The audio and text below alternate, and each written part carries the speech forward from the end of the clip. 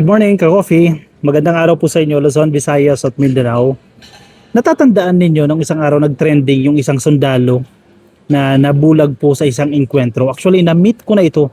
Ilang beses ko na ito na-meet sa dati kong trabaho, no? At napaka dakila nitong tao na ito dahil ibinuwis niya yung kanyang buhay para ipagtanggol ang Pilipinas.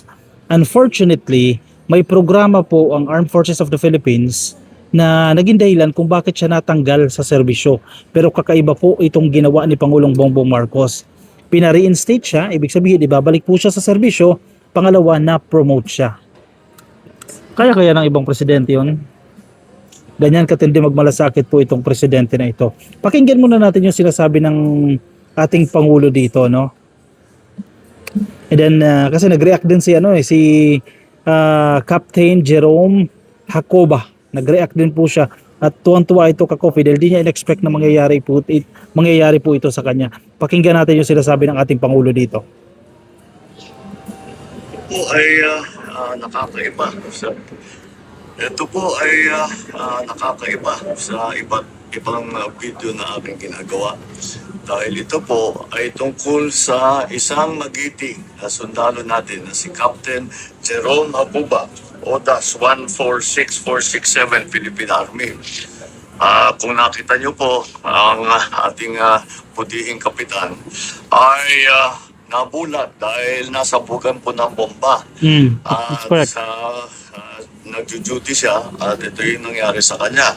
Ngunit pagkatapos ng nabulag, ay nabigyan siya ng tinatawag na CDD or Complete Disability Discharge. Ibig sabihin, hindi na siya pwede sa military dahil nga hindi na siya pwede sa combat operation at nabulag na nga siya.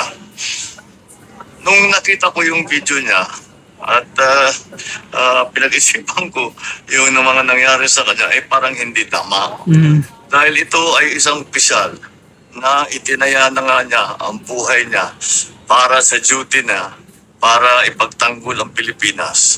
At dahil sa ganyan ay basta pipitawan na lang natin ay hindi naman yata makatarungan yan. Kaya Okay. binigyan ko. Wait lang, bago natin ituloy, medyo mahaba ito, 3 minutes, no? Itong si Captain Hacoba, na-meet natin ito like 1, 2, 3, siguro 6 years ago na, bulag na po siya. 6 years ago, basta 3 to 4, 5 years, mga ganyan ka-coffee, mga ganyang period, na-meet natin yan sa dati kong trabaho. In fact, na-interview po namin yan. Yung kwento niya noon, syempre, kasi nabulag na siya, di ba? Definitely, hindi niya nakaya sa infantry, hindi niya nakaya makipagbakbakan, no?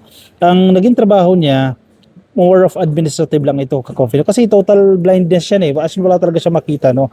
So, medyo mahaba-haba din po na nagserbisyo siya, not part of the infantry or not part of the combat operations, etc. More of administrative lang ito, sa kampo na lang, no? So, medyo matagal-tagal na rin po siya nang gagkaroon yung kanyang sistema, ganoon yung kanyang trabaho until recently nga na totally discharged na siya because of the program, because of the existing program ng Armed Forces of the Philippines. So wala naman siya magagawa dyan, pero kitang-kita naman natin kung gaano kamahal ni Captain Hacoba yung Pilipinas, no? At alam ko ano ito, PMA years ito, ka-coffee. Nagtapos ito sa Philippine Military Academy. So mahusay talaga ito, ka-coffee. Kaya ang opisyal agad yan, paglabas niya opisyal. Unfortunately nga lang, sinapit niya po ito.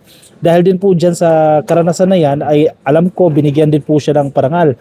Alam ko panahon niya ni Pinoy, nang pinasyalan pa ni Pinoy yan si Captain Hacoba. Pinoy, I'm not sure if Duterte, I think Pinoy yan, no? Pinasyalan pa siya.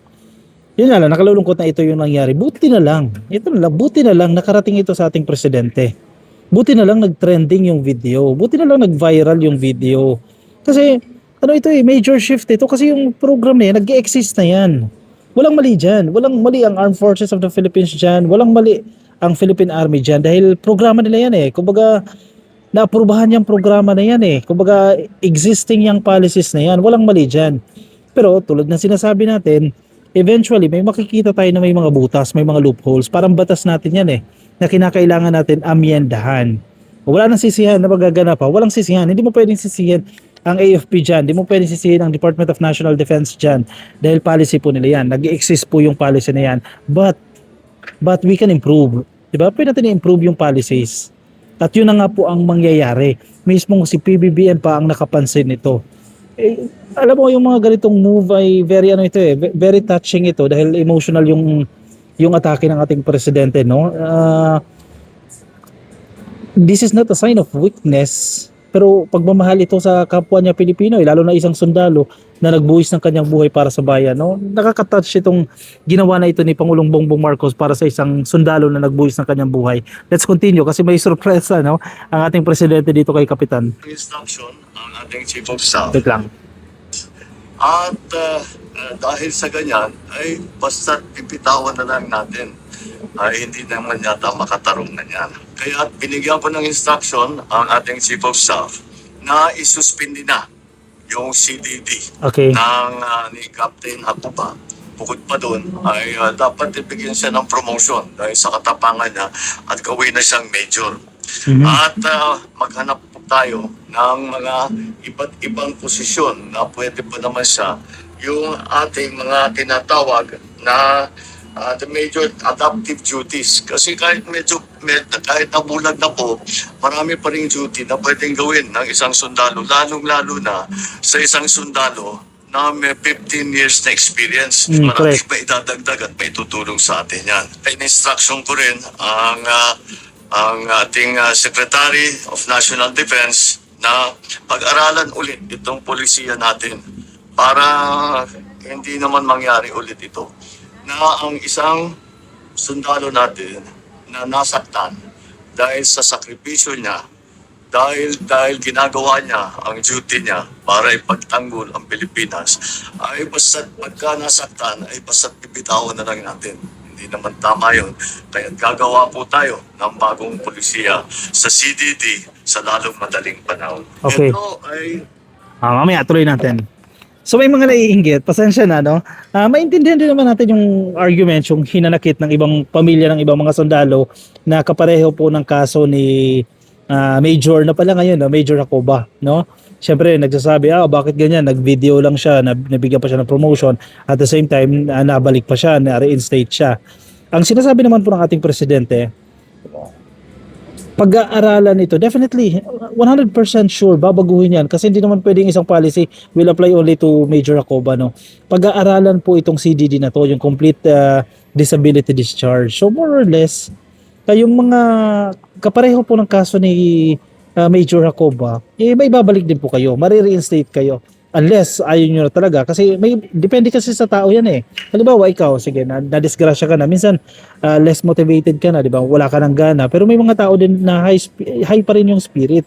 Halimbawa ni Colonel Jacoba, ni Major Jacoba, talaga yung kanyang spirit high na high pa rin. Gusto ko pa rin magsilbi, gusto ko pa rin magserbisyo para sa bayan. So I don't think na yung mga nagsasabi na bakit siya lang, bakit yung iba hindi, may iiwan kayo. I don't think na mangyayari yan. Makukonsider din po kayo dyan. For sure, pwede nyong i-apila yan. No? Lalo na itong nangyari ngayon. Pwede kayo sumulat yan sa ating presidente. Pwede kayong sumulat sa liderato ng Armed Forces of the Philippines para ma-reconsider din po yung inyong kaso. Dito naman sa CDD, hindi naman ibig sabihin niya na natanggal na kayo sa serbisyo, wala kayong matatanggap na benepisyo. Tuloy-tuloy pa rin po yan. May mga kaakibat na benepisyo po yan. Yung pagkakatanggal ninyo sa pwesto na yan, may kaakibat po yan na benepisyo. It's just that nga lang, marami pa rin po sa ating kababayan na may mga disability na ayaw na rin magsilbi. Yung iba naman, high spirit pa rin, gusto pa rin nila magsilbi, kaya po ng ginagawa ni Major Jacoba. So, pag-aaralan po yan. So, tama na muna yung inggit, tama na muna yung hate, kasi nababasa ko, nagsiselos sila, bakit ginawa daw po yan kay Major Jacoba, samantalang yung iba, etc., etc., etc. So, kinakailangan lang daw ba nila mag-video para magkaroon sila ng promotion, magkaroon sila ng reinstatement, etc. So, wag po kayong mainggit, sa pangkalahatan po ito. Tulad ng sinasabi ko, itong policy na ito will not only apply to Major Jacoba. Magiging applicable po yan sa lahat po ng mga sundalo na may kaparehong kaso or with similar case dito kay Major Jacoba. Dahan-dahan lang po, i-review lang po yan. No? So, kasi pangit din naman pakinggan, no? Nakakainggitan nyo yung isang tao dahil nabigyan siya ng promotion, nabigyan siya ng reinstatement dahil nag-video lang siya o nag-vlog siya, etc. So, medyo off yon, masakit din yon para kay Major Jacoba, no? Na nagsakripisyo din ng kanyang buhay and then ganun din yung matatanggap niya. Hindi niya po kasalanan yan. Alright? So, positive lang tayo, no? Let's be positive dito sa mga sitwasyon na ito. para sa lahat ng Pilipinas ay basta't pagka nasaktan ay basta't bibitawan na lang natin. Hindi naman tama yun. Kaya gagawa po tayo ng bagong polisiya sa CDD sa lalong madaling panahon. Ito ay para sa lahat ng ating mga sundalo na dahil sa ka-duty nila sila'y nasaktan, sila ay nagka-injury, ay dapat naman ay patuloy din ang ating pagkilala sa kanilang katapangan, sa kanilang sakripisyo. Kaya ito po ang pagbabago na gagawin natin. Mabuhay ka, Captain Hakuba. Hindi, mabuhay ka, Major Hakuba. At mabuhay ang sandatahang Pilipinas. Okay. You respond. Congratulations no sa mga pamilya. Actually hindi lang laban ito ni Hakoba, laban ito ng mga sundalo na may kaparehong kaso. Congratulations po sa inyo kasi little step ito, eventually malaki po ang magiging ambag nito sa inyo, no. So nagsalita din po si Major Hakoba. Next, congratulations on your promotion, sir. Nagsalita din po siya. Maganda rin naman yung kanyang mensahe, no. Ito, nakita natin ito sa People's Television Network, no. Basahin ko lang po yung naging statement dito ni Major Hakoba, no, ng Philippine Army. Sabi niya, and I quote him, "I thought I'm going back home. Buong pamilya natuwa lahat at maagang pamasko." Piruin mo, si Presidente Marcos nakagawa niyan. Uy, mga DDS yan, no. Baka naman, pwede nyo i-appreciate yan. Mamaya, bakbakan nyo na naman bakbakan. Maganda po yung ginawa niya. Buong pamilya natuwa lahat at maagang pamasko. Parang nabuhayan at nagkaroon uli ng pag-asa. At saka yung tiwala. Ako'y nagpapasalamat sa Pangulo sa kanyang tiwala na ibinigay sa akin.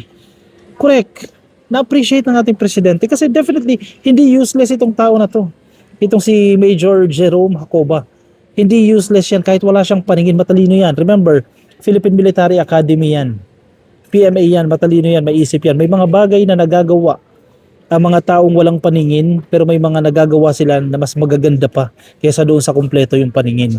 We have to accept that reality, no? Anyway, good news po ito. Congratulations po kay Major Hakoba at sa kanyang pamilya. Totoong maagang pamasko po ito.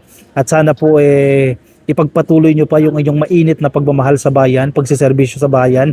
Alam natin na matindi po yung inyong potensyal, matindi yung inyong kakayahan, maitutulong ninyo para sa Pilipinas sa kabila po ng inyong disability. Hindi yan hadlang ka-coffee para makapagsilbi pa rin po para sa bayan. And of course, ating presidente, maraming salamat sir sa pag-acknowledge po sa kanilang kakayahan at sa intensyon na baguhin po itong pulisiya na ito na medyo hindi katanggap-tanggap o hindi acceptable as of the moment, no? Maraming salamat po sa ating presidente dyan. I-komento po ang inyong opinion, reaction dyan sa comment section para mabasa rin po ng iba natin mga ka-coffee. Yung mga nasa Facebook po, baka di pa po kayo naka-like and follow, please like and follow, YouTube subscribe, TikTok subscribe na rin po kayo. At magkita-kita tayo ka-coffee sa akin sa susunod na videos. Paalam po sa inyo. Bye-bye.